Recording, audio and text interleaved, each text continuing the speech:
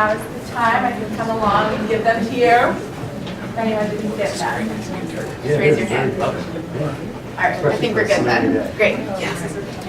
All right, thank you everyone for coming here tonight. My name is Jordan. I'm the chair of the Auburn Conservation Commission, and tonight we're going to be hosting a group of Bates College students who have been working on their capstone project focusing on land use changes and zoning alternatives in the agriculture resource protection zone. The Conservation Commission decided to collaborate with Bates on this to kind of fill an information gap. There have been some great studies in the past on this zone, but we felt that we wanted a little bit more information on what's been happening more recently. So we are very happy to be joining with them tonight.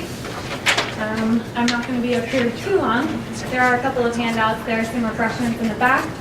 And this is actually being recorded for the City of Auburn's YouTube page. So if you know people who wanted to make it here tonight but weren't able to, this will be uploaded online for them to watch. Thank you, City of Auburn staff, for helping coordinate this. Thank you all for coming, and of course, thank you, Bates students and faculty, for putting all of this together. It's going to be so informative, whether you work in the zone, live in the zone, recreate, you're a decision maker, or you're just interested. So, without further ado, I'm going to let you all introduce yourselves, introduce the project, and then dive right in. And I think we'll have some time for questions at the end. Thank you very much. Why don't you take that chair off? Great. Well, it's so awesome to see such a great turnout tonight, so thank you all for coming. So as Jordan was saying, we are from Bates College. We're all environmental studies majors. I'm a junior, and my name is Signe. My name is Emerson Kroll. I'm a senior. And my name is Willie Anderson, and I am also a senior. So part of the environmental studies program at Bates is a community engaged research semester-long project called the Capstone. So that's what we're here to talk to you about tonight. Just before we get started, we have a few thank yous to make.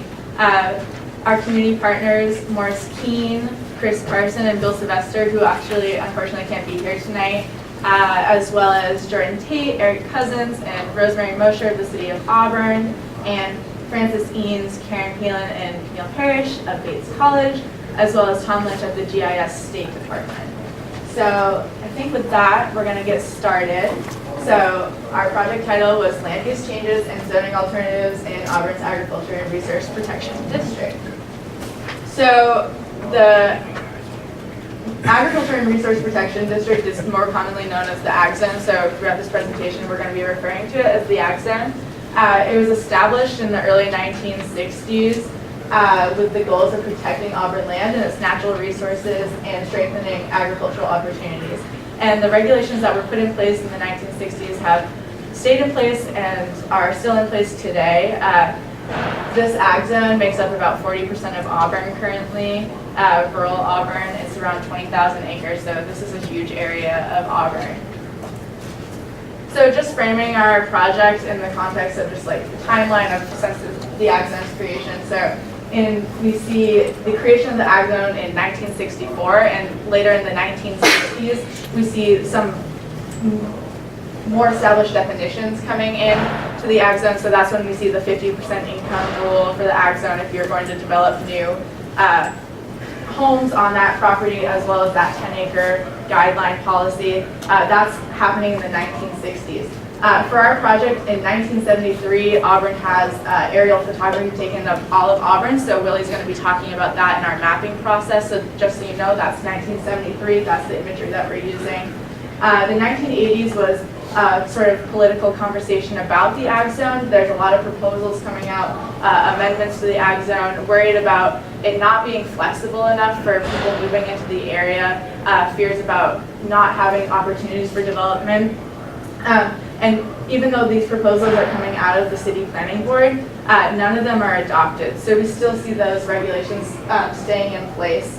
1980s also, Paul Frederick comes in from the University of Maine of Farmington with some students, and they do a whole land survey of Auburn. They interview Ag Zone residents, and they determined that since the 1964 adoption of the Ag Zone, they think that the Ag Zone has been really effective in mitigating development, so they haven't seen a lot of development going into the Ag Zone at all at this period, but what they do see is just a general shift in agriculture. So previously tilled soil that was being used for agriculture in the 1960s is being grown over by forestry, and forests moving into the tilled ag zone areas. So that's just something to keep in mind when we talk about how the land has changed over time.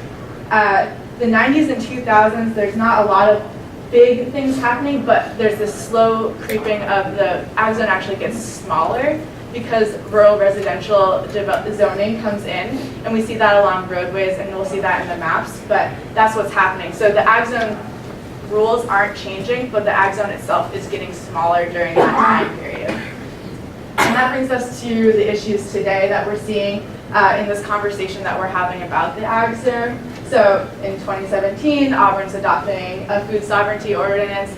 There's a lot of changes in how we're viewing agriculture and this movement towards local agriculture, and some of those regulations that were put in place in the 1960s, specifically that 50% income rule and that 10-acre guideline, being sort of restrictive and having unintentional consequences in dealing with ag zone issues right now. So right now, late February, we know that the mayor did a draft ordinance that passed and is going to be reviewed. So really thinking about the future is kind of unknown, but we're just here to serve as an advisory sort of role and giving more historical context to what's happening in the ag zone right now by showing how the land has changed.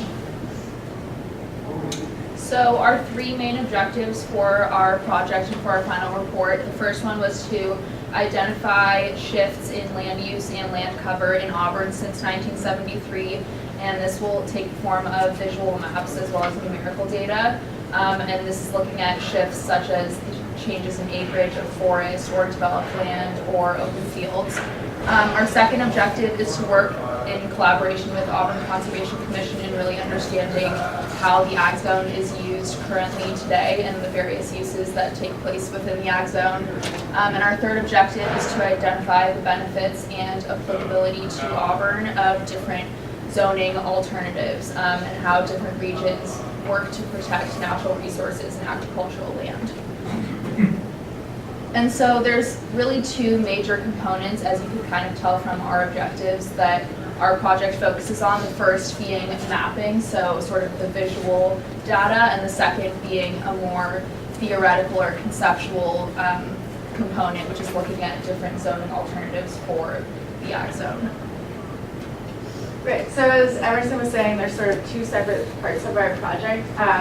We're on two different tracks. So the first one is mapping, and really thinking about this project as foundational work for whether that's a Bates capstone group that comes in again in the fall semester, our professor Francis Eanes is interested in pursuing this project, or the city wants to take this into their own hands.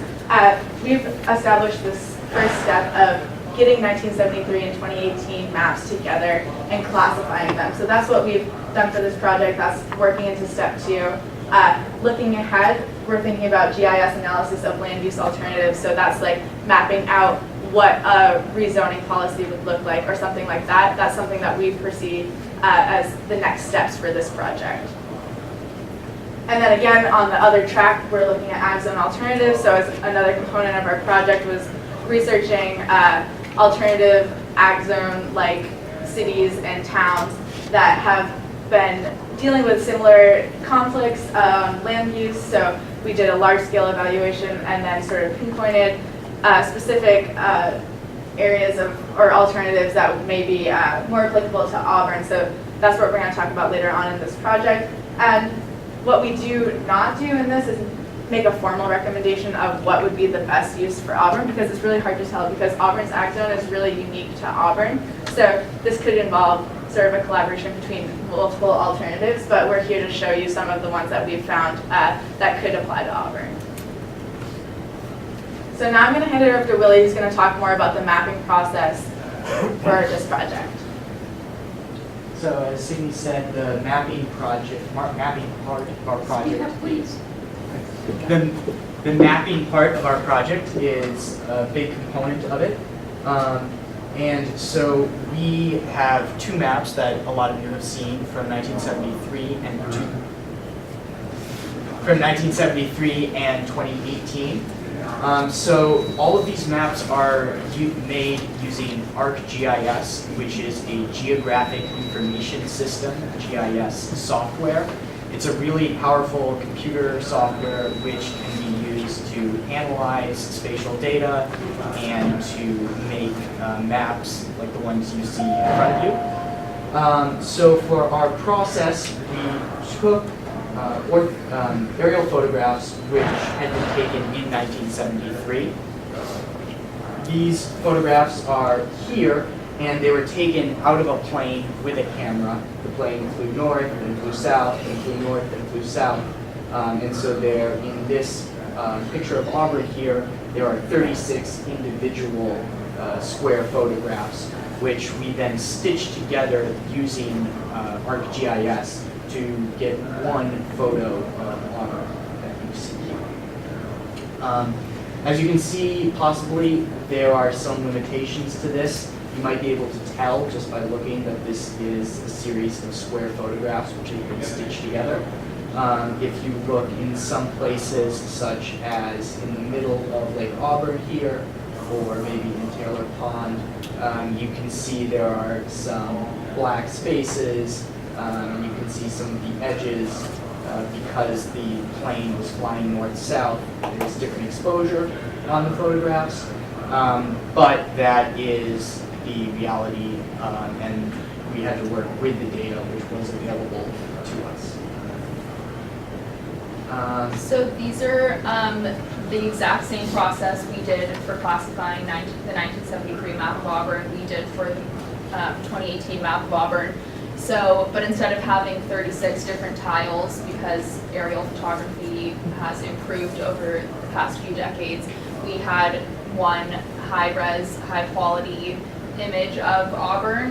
So as you can see, just there's drastic difference in the quality of the images that we're working with for 2018, and even the color alone is just a different palette. I mean, it's more realistic in looking at land cover when you can see the fields and forests, not necessarily as like a purple orange hue.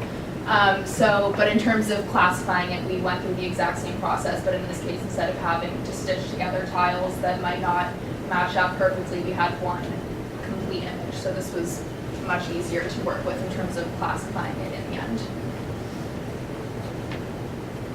So we, of course, are looking at the ag zone, and this is the ag zone in the bluish purple as it appeared in 1973. You can see that it is all of southern Auburn here, all of northern Auburn, and then this part of western Auburn.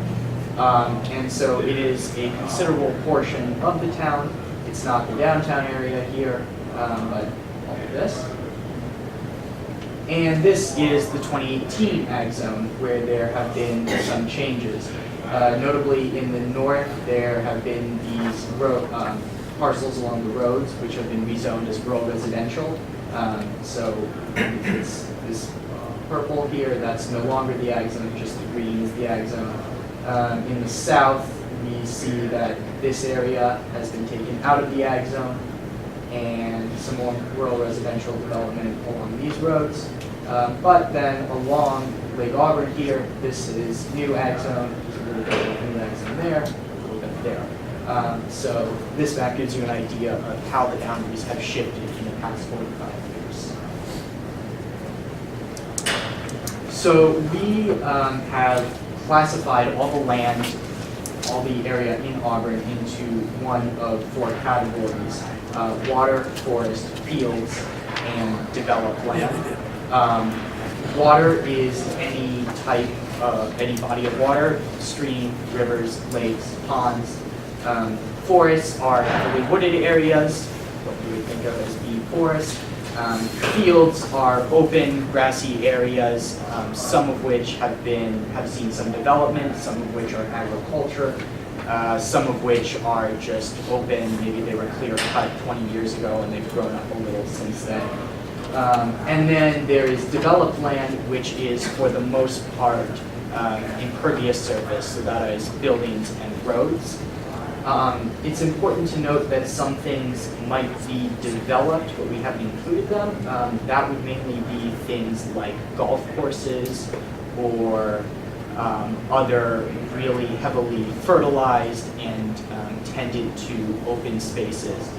So the golf courses in Auburn we consider fields. You could argue with that and say they're developed land, but for our purposes, we're considering fields.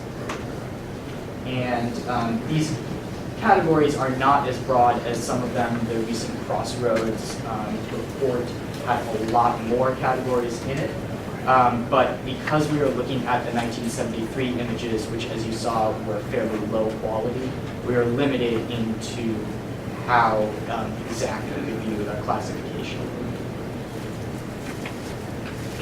So this is one of the maps we produced of land cover of the ag zone of Auburn in 1973. A lot of you have that map in front of you.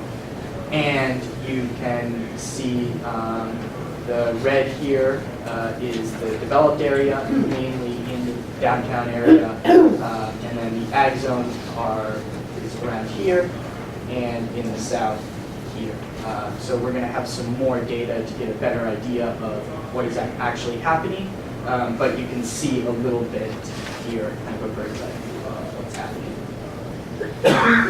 And then we have the 2018 map. Right away, of course, you see that the ag zone boundaries have become a little bit more fragmented. And then you can also see how, if you look, some of the differences that have happened, especially in the southern area.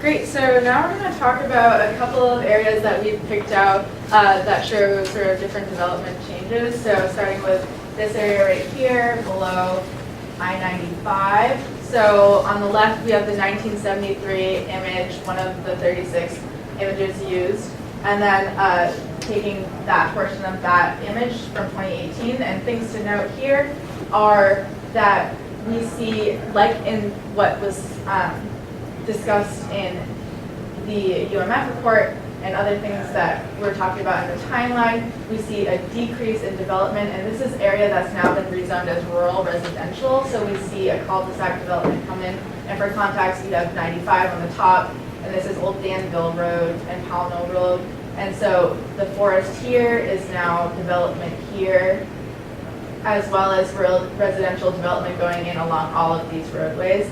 And also for context, in the corner of this 2018 map is Fox Ridge Golf Course, which went in 2000. So now moving over to I-95 ramp. This is where we see previously we have tilled forest or tilled cropland that's now been regrown as forest here. And we also have rural residential zone going in, and we see development coming off of tendrils and forms of road in this area here. So now looking at northern Auburn, this is another example, and this is the top of Lake Auburn. And something to note in this comparison is that we don't actually see that much change happening around Lake Auburn. And this is largely rooted in the fact that Lake Auburn has certain regulations that are both state and city based, and that's because Lake Auburn is the source of water for Lewiston and Auburn. So we see the same agricultural things happening on the left side, as well as the same development along the roads, and there hasn't been that much change, and that is because it's around this water body. So now we're going to be moving into looking at more of the numerical data. So from the classification that we did with the maps, we were able to gather more statistic information from that. So we're going to be looking at the shifts in percentages of land cover between the 2 years that we're looking at. So in the first it's going to be a series of different pie charts and then bar graphs. So the first pie chart is 1973 all of Auburn land cover. So we're not yet splitting it up into ag zone and non-ag zone, but just for all of Auburn. And then in the next pie chart is the same thing, but for 2018 all of Auburn land cover. So if you flip between the two, you can see that there's been a decrease in fields as well as an increase in forest and developed land. And then if you go to the next slide, this is just a bar graph showing these shifts in percentages between the two, but this is just for all of Auburn. And then on the next slide, we have a side-by-side pie charts of 1973 and 2018 land cover in just the ag zone. And it's important to note that we did include water in that first pie chart showing all of Auburn, but because the size of Lake Auburn and the size of Taylor Pond, for the most part, water has remained the same. We're just going to be looking at the land categories for this because those are more important to recognize the shifts in. So in the ag zone, there's been a decrease in fields as well as a decrease in developed land. And then a fairly large increase in the percentage of forest that takes up the ag zone, which is interesting to note. And I think it's also just a fact that I think is important to acknowledge is that in all of Auburn, there's been a 16% increase in developed land, but then in just the ag zone, there's been a 34% decrease in developed land, which I think goes to show that the ag zone's goal of restricting development within the ag zone and restricting development to downtown Auburn is successful in the sense that while developed land has increased by a small amount in Auburn, it's significantly decreased just within the ag zone. And then next we have, this is just showing those statistics again, but in comparison form. And then we have next two pie charts showing the percentages of land cover in non-ag zone areas. So this is more in the downtown Auburn region. And so again, there's a small increase in forest as well as fields and a little bit of a decrease in developed land, but it's important to acknowledge just in general that because the size of the ag zone has significantly decreased just in terms of total acreage, we didn't really want to show the acreage shifts, but more just the percentage shifts because the acreage numbers are obviously going to be varied because they're relative due to the shifts in the size of the ag zone in general. And so on the next slide, we have just a bar graph again showing these changes in percentages in the non-ag zone area.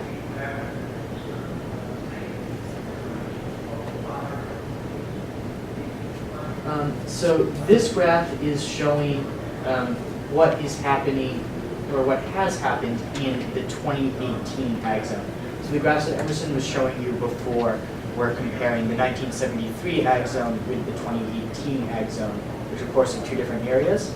This graph is just saying if we look at the land that's currently in the 2018 ag zone, how has it changed since 1973? And so you see in this area, we have a similar story where the forest has, the percentage of the land which is forest has gone up a bit, the percentage of the land which is fields has gone down a bit, and development has stayed about the same. Great, so now I'm going to talk a little bit about alternative land use practices that we've explored throughout New England largely. The first one was cluster development, and cluster development is largely used in subdivision practices, and it's really trying to kind of combat that conventional planning practice that went into place post-World War II when there's these loans going out that allow for a lot of suburban neighborhoods to pop up. That's kind of added to that urban sprawl where that philosophy that everyone was going to get their own big parcel of land with their own big backyard. This is allowing the same number of lots, but if a developer is going to come in and put that number of lots in, then there has to be this rule where they're putting land aside to conserve, whether that's half that parcel or they're buying land that's going to be conserved that's neighboring that area. So the houses that would go in there are going to be more condensed, and that backyard space that previously was individual will become this sort of communal forest or ag area that could be used. So we're going from high impact to low impact with cluster planning. And so our neighbors in Stratford, New Hampshire have a cluster development plan, and their regional planning council actually outlines this sort of 4-step idea for putting in a cluster development. So the biggest thing is the town or city would identify land that they want to conserve. So if there's a parcel of land that a developer is interested in putting lots into, then if it falls into that conservation, then they move on to step 2, which would require the developer to submit a soil sample of the land that gives that foundational knowledge of what's happening on that parcel and what areas would be best for the lots to go into. And step 3 is making sure that those lots that are going in is having, will be able to be linked to the main roads of that town or city, and also putting walkways in areas for people to bike and commute, and also having that space be, the conserved area be available for the people that are moving into those lots. And step 4 would be defining that commonly held open space land. So that would be a developer putting an easement on that property that's sitting right next to those lots, and making sure that it's known that that land can be actually used by those people moving into those developed lots. Another method of, or alternative that we were looking at is transfer of development rights programs. And these are voluntary-based programs that are incentivized easement programs. So it's really making sure that development is happening in developed areas. So adding to development and keeping those conservation areas conservation land. So incentivizing people that are living in agricultural spaces or own parcels of land that are either forestry or high priority conservation areas, and incentivizing them to hold on to that land and keep it conservation, and so that they aren't sort of in this debate of, oh, I could sell this property and get a bunch of money for it. They would be getting money from the city in a form of a density credit, where a developer could come and buy those density credits to develop in an area that the city has designated as developed area. So they sort of buy a density credit that allows them to continue developing in a place that might have specific regulations but is designated as development. So Unity Maine actually has a transfer of development rights program, and it's called the Agriculture Protection Incentive Measure, and their density credits are called density bonuses. And so this is really, if anyone wants to develop in Unity, then they need to purchase these density bonuses and make a promise to the town that they will either be purchasing or helping a farm owner or someone who owns a plot of land in the resource protection district, that they would be either be putting an easement on that property or purchasing land that would be then have an easement on that land. And then in turn, they're getting density bonuses for these selected zoning areas, whether that's downtown district or preferred residential district, and then if they wanted to build in a limited residential district or a limited commercial district, then they need additional density bonuses. Another alternative that we were looking at is a rezoning of just a general rezoning. So in conversation with planners in Burlington, Vermont, Burlington has, since the late 1970s, had RCO districts, and this previously was one collective district, and RCO stands for Recreation, Conservation, and Open Land. And they decided that that wasn't working, what the regulations weren't consistent and didn't apply to all of the activities that they had within that. So they divided it into 3 separate RCO districts. So we have RCO, which is agriculture, and then we have a recreation, green space, and then conservation. So this is agriculture, and this is green space, so that's a lot of parks and community areas, and then we have conservation that's really just locked away as conservation. And so it's important to just see the side-by-side, I think, in terms of categories that Auburn uses and that Burlington uses for agriculture and resource protection. So it's just interesting to note that Auburn has one overarching category of land for agriculture and resource protection, while Burlington has 3 different categories, as Signe was explaining, for agriculture specifically, for recreation specifically, and then for conservation specifically.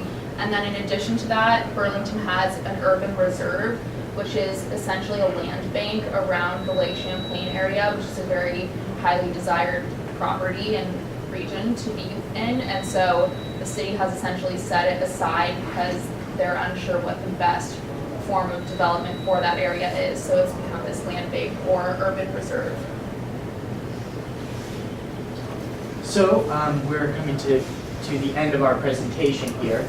And our goal was not to have a single suggestion that should be made to Auburn, but we wanted to come up with some alternatives and give some information about what might be done in the ag zone.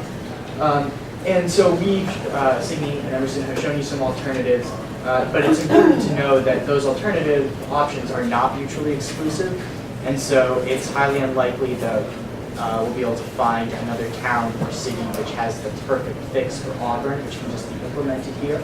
And likely the best fix is going to be grabbing parts of something from Burlington or something from Unity or something from Stratford or a combination of different programs which will work best for Auburn. We do have a few recommendations though, most of which follow along the lines of the 2018 Auburn Conservation Committee recommendations. So most of these are about broadening the scope of activities which are allowed inside the ag zone. So things like solar or wind farms could be really beneficial economic activities that could happen within the ag zone with minimal effect on development. A revision in the code so that it's easier to build greenhouses makes a lot of sense. It's Maine. We have some more winter even in April here, so greenhouse might be a really good way to boost agriculture. And then rezoning so that agritourism businesses are allowed might be another way to make the ag zone a bit less restrictive. Additionally, the current laws about how much land you need to build a house are really restrictive. I think a lot of people know about this. If you have 9 acres of land, it could be really difficult to get that house built, maybe even impossible. And so making it easier for people to build houses on their land while still keeping out huge urban sprawl is definitely a challenge. But I think that is one of the key things which needs to be looked into. We spoke with some people in Auburn who are interested in starting some type of community garden or community farm. There's a New Mainer population which has expressed interest in this, a veterans population in Auburn which has expressed interest in this, and the current zoning laws could make that really difficult. So possibly working with these groups which have an interest in a type of communal agriculture program would be another way to really help some communities in Auburn and then also help the local economy.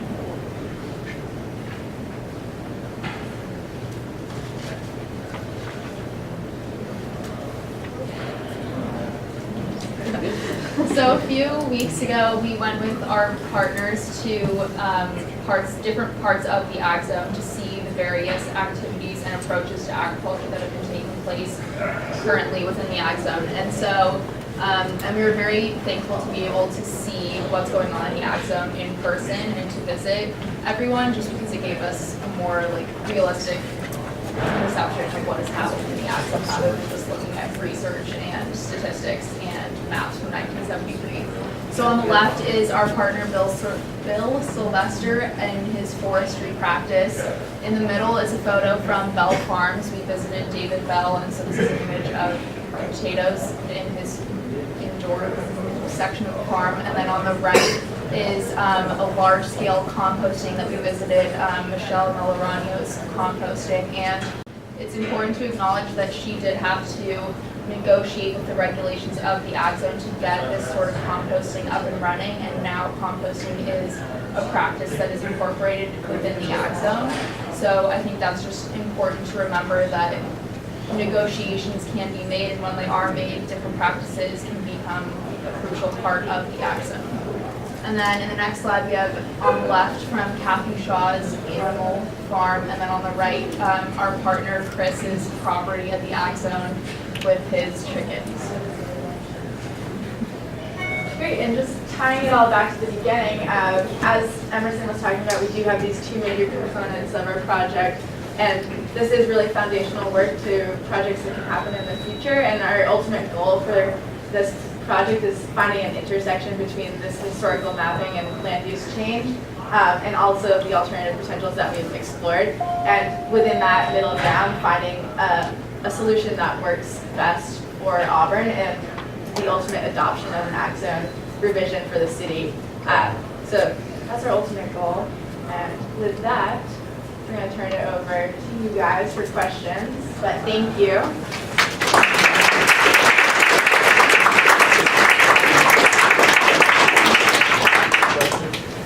Actually, sorry, the first thing I think we want to just say is that this is our presentation on our findings, but the other part of our project is producing a report with all our findings in it. So not every detail of our project has been included in this presentation. So obviously we're happy to answer any questions, but some of the questions will be probably answered in our final report, which will be available through the Auburn City Office, we believe, within a week or two. Yes, you mentioned about the current ag zone not allowing a group of new Mainers to come onto the land and do community gardening. I didn't realize that was a restriction of the current ag zone. I have a field. If I want to invite 12 Somali or Bantus onto my land, cut it up and make gardens, I think I can do that. Right, so you can absolutely do that if that's your own property. It's more the investment from a group that would want to do that, because there's that 50% income rule in place, which is really restrictive. But if you were to invite people out to, like, this is my land that you want to use, it's just like their own investment in that property would have to be income based, and that's like a restriction that exists now. A question about whether you had another overlay with soil qualities, different levels, because I think the soil conservation people have done a lot of mapping of this too. Is that something you've had a chance to put one more map on top of all of this? Yeah, so there is a 2013 soil sample map that exists, and you can overlay it, and that was what the Crossroads consultant was doing largely in their project, and so that information does exist, but we could do that and show it. It's not part of our final report though, yeah.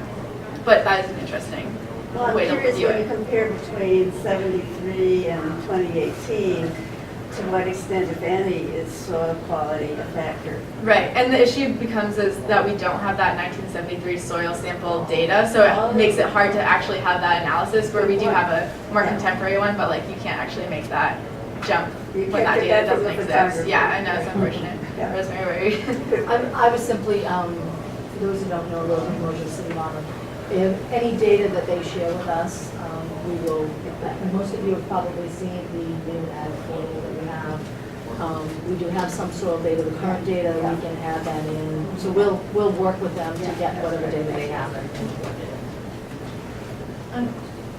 I'm curious at the, it doesn't look like there's any change, but if you look at your maps, how much has rural residential increased since the initial? Substantially, it's increased substantially, and that's largely Because I rooted. didn't see that in your. Right, we can go back to it. Maybe the boundaries. Yeah, No, so, I was thinking, Matt, you had did I miss the one where you had? I'm just going back to the boundary, I'm so sorry, just so you can look at it. So, Yes, I saw that, but I was Yes. looking for numbers like you did with the other yeah, things. and we don't have the numbers, and that could be something that we put in our final report. Yeah, because I think that is really important. You've got all the other numbers, but there's no increase in the rural residential. Yes, yep, Percent comparison doesn't do much without the overall area, right? yeah. It shows a decrease in percentage of developed area, but in reality, the overall developed area increased. Within the ag zone. The overall development in Overall. Auburn increased, but the developed land in the ag zone decreased, is that what you're saying? Because the Because rural the boundaries residential being area changed, took yeah. over a significant portion of that. Yeah, And so a lot of the developed land that was agricultural Yeah. is now considered residential. yeah. And it's really tough to see without the areas and numbers. If you include that in your report, it would be very helpful. Yeah, Yeah, we we have- have the acreage numbers. in the report. Along those lines, how did you actually parse this out in GIS? Did you take an entire lot of developed area, or was it just the house and the driveway as a raster that considered developed, but the yard is field? Yeah, so that is probably one of the difficulties with our report, which I think I kind of mentioned, but really the development is only the actual house or the road next to it, and so the field, the yard that you might have, we would consider that a field. Certainly, as I said, you could argue that yard is development itself. So it's literally just the line art. Have you considered taking the lots for properties associated with that house development and taking the entire lot and calling it development? We had not considered that. That's certainly an interesting idea. We could work on that. I think we've been considering maybe adding some type of buffer so that any development within 50 or 100 yards, everything was considered development. But I'm not sure if that would be a more accurate or less accurate representation. So we do have a 2013 layer that was done, and it was done through air photo interpretation. So where they actually looked at the photos and did the kind of thing they're talking about. So we do have 2013 data that is not part of the report. So it does have that. And is that compiled all together in a nice, or do we have to go back and? There are some statistics in that, and it's on that portal. Okay, what's it called? I would have to, The 2013? it's 2013 land use. There are some maps and there's a data table. And that, does that include, as he said, like if your property, Yes. the whole piece of your property? Not versus necessarily the whole piece. Just the house? Not necessarily the whole piece. I'd have to go back and look at the metadata, look at what they did, but they basically, we hired it done, and they looked at, like, if there was a house and a yard, they classified that as Okay. the house, and then if they owned property that was a big field, then that would be perhaps a little separate. So Okay. they tried to make some differentiation between that yard area, which is really difficult to do It's really with challenging. the kinds of classifications that they did. That's why we did it as a air photo interpretation where a physical person is drawing lines. And you have the data, that's all. We do. This is a really lovely quantitative data analysis. I'm wondering what your plans, if there are any plans, to incorporate a qualitative data analysis, data collection that can really give us a much more holistic picture of the socio-ecological component of our community, as well as sort of the economic development that might be happening. Our family just bought our farm 2 years ago.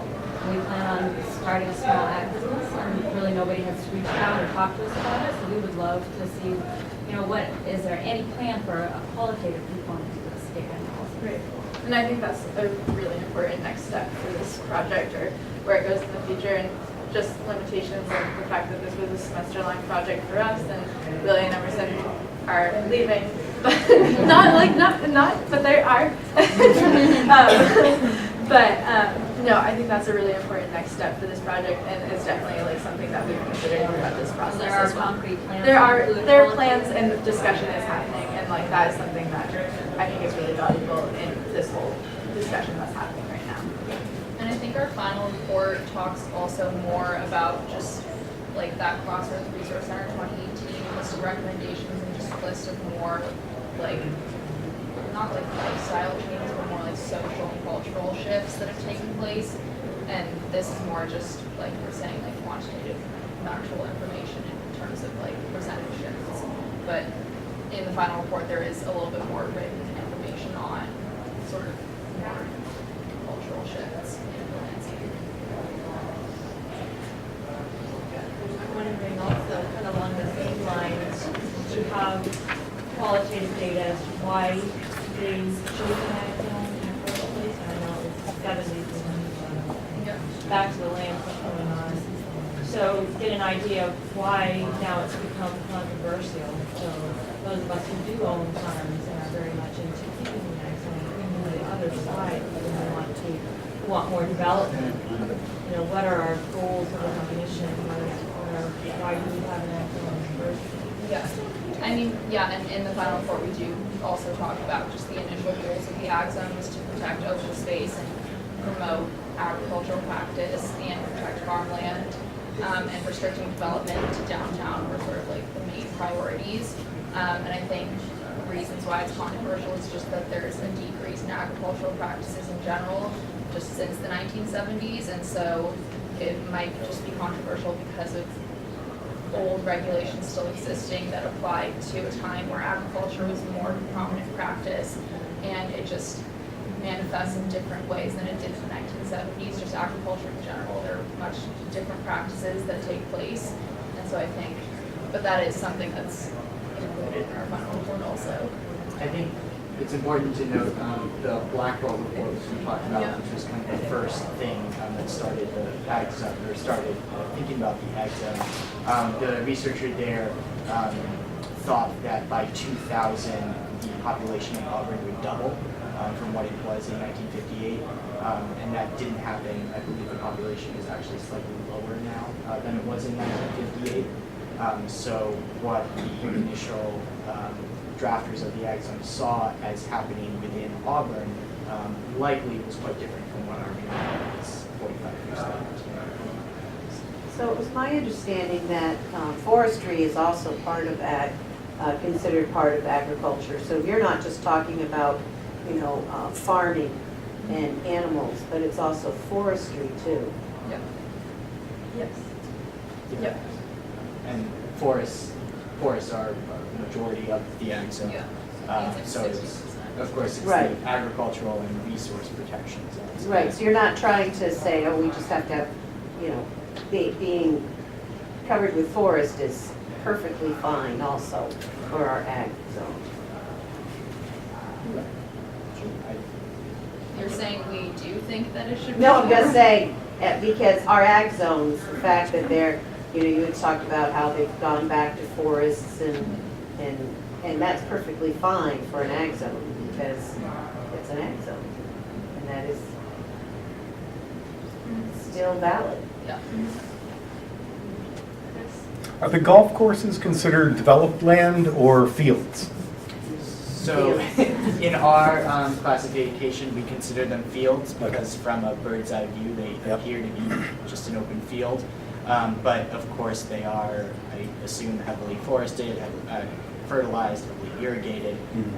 So certainly, if you wanted to consider a golf course developed land, I don't think I would argue with you. But for our purposes, we consider really anything that is any open space that is not impervious, so no pavement or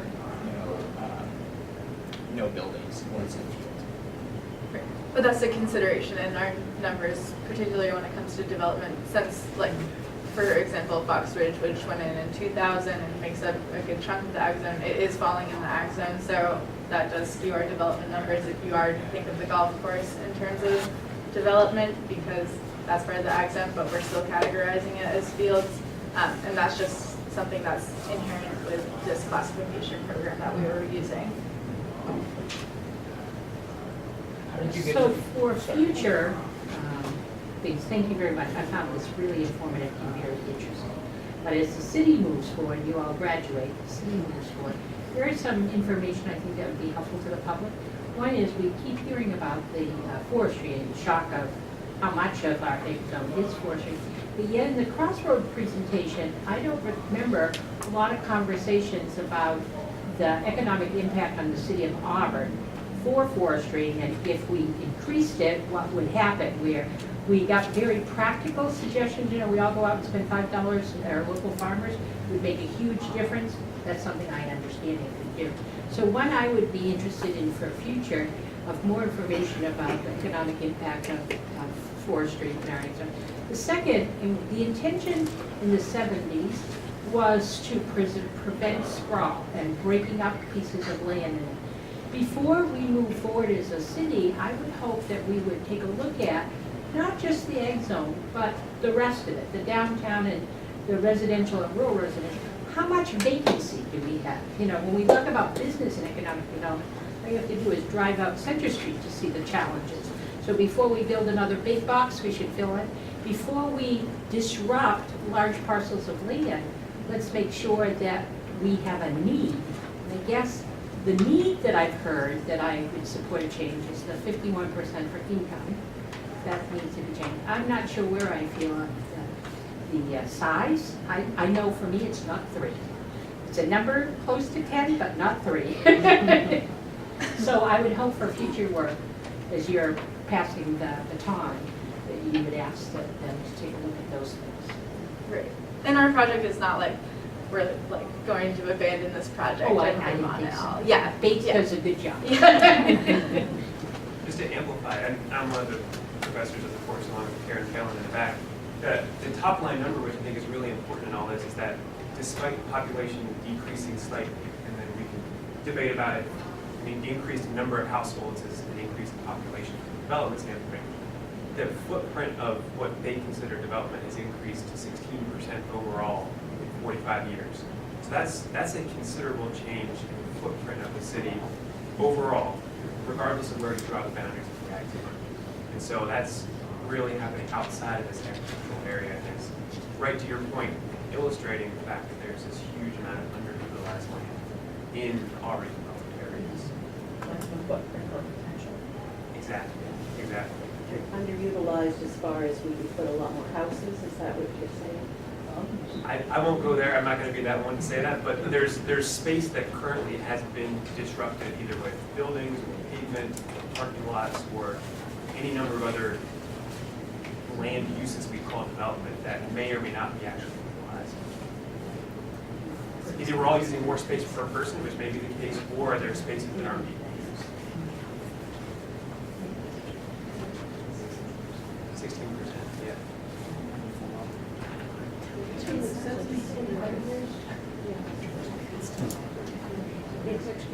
Do we have any other questions? I just have a quick statement, and I'd like to thank you guys for all the really hard work that you put in on this. I think I've gotten as much out of this one well-thought-out presentation as I have in many, many meetings and many other presentations. You guys did a great job. Visually, it was eye-opening to me. Thank you very, very much. Thank you, Kathy. Awesome. Yeah, so of course, if anyone is interested, our final report will be available, and that'll have a lot more of the numbers, or a lot more numbers than we included here. So you'll be able to see even more data on that and then some other information as well. And Rosemary, don't want to assume, so I want to confirm, but we're going to put that data on the ag zone that you were working That on. would be our intention. I Yeah. haven't seen it yet, so, Yeah. you know, that would be the intention. Yeah, we will get it to you, and that will be available as well. And thank you all for coming out tonight. We really appreciate it. This was a really great meeting.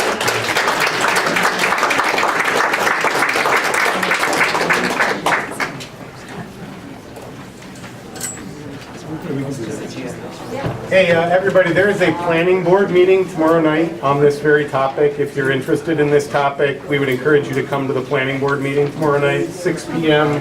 in that room right there. They will have this. Chris, I'm not going to do that. Oh, okay.